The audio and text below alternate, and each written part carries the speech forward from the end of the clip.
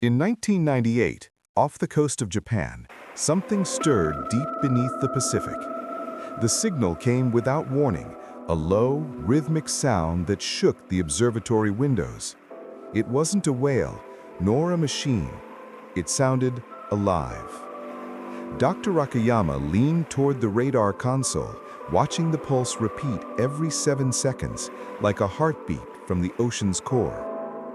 The pattern was too perfect to be natural. It pulsed in threes, like coded breathing. Akiyama's assistant, Kaori, joked that maybe something down there is trying to talk. Nobody laughed. The room felt colder with every echo. That night, the signal returned, louder. It lasted exactly 47 seconds. The sound vibrated through the floor. Papers fluttered. One glass cracked by itself. Kaori swore she heard whispering under the static, something like words, but not human ones. The next morning, Tokyo Command called. Cease recording. Seal the data. Their tone was cold, absolute. Akiyama protested, but the line went dead. When he checked the mainframe later that night, half the recordings were already gone. One technician, Sato, secretly copied the backup files onto a disk. Just in case, he whispered.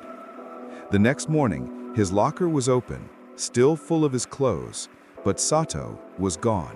No one ever saw him again. 3 days later, fishermen reported hearing the hum. They said it came from under their boats, a deep vibration that made their bones ache. Some returned to shore pale and shaking.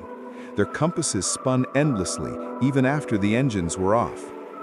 NHK aired a 20-second clip of the signal. The footage cut off mid-broadcast. When it resumed, the anchor's expression was blank, almost frozen. The station claimed it was a technical error. But locals noticed something strange. The anchor never appeared on TV again. A submersible team volunteered to investigate. The deeper they went, the stronger the signal became. Their final transmission showed a sonar image, a massive circular shape, miles wide, with a single opening that seemed to inhale. At 3,200 meters, contact was lost.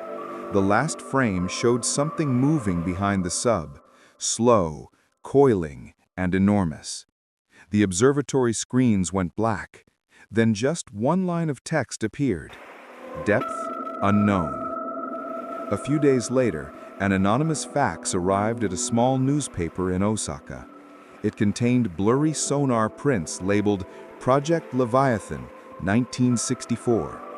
The reporter who received it disappeared that night, and the fax machine melted from the inside as if burned by acid.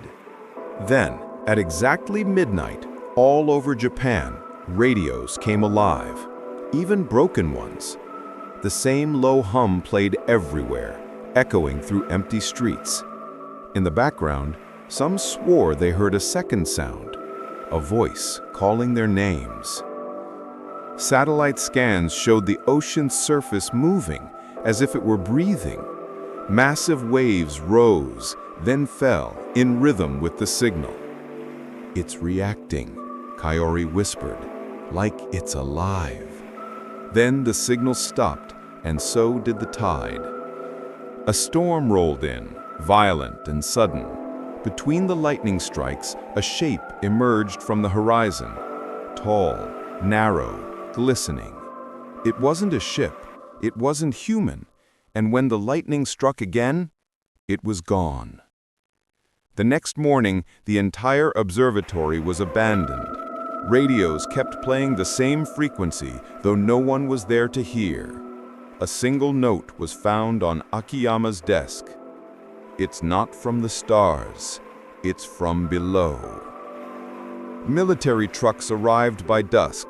Men in gray suits carried boxes marked with American and Japanese flags. Locals were told it was a routine evacuation. They sealed the observatory with concrete that same night.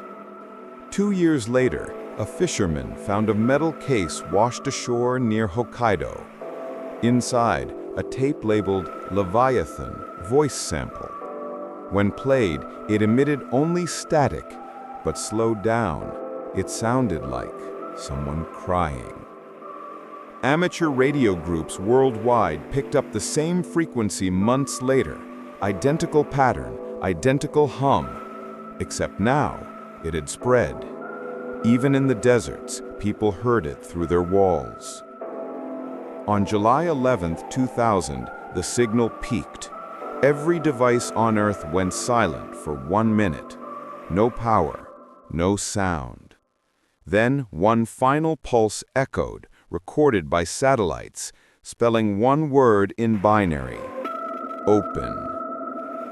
A NASA satellite captured an image under the Pacific surface, a vast circular eye, half closed, staring upward. Officials dismissed it as an optical illusion, but ocean temperatures rose by 3 degrees that week. 25 years later, the Japanese coast remains under restricted access. Locals still say that on quiet nights, you can hear the ocean breathing, slow, deep, patient. And sometimes, if you listen closely, it breathes back.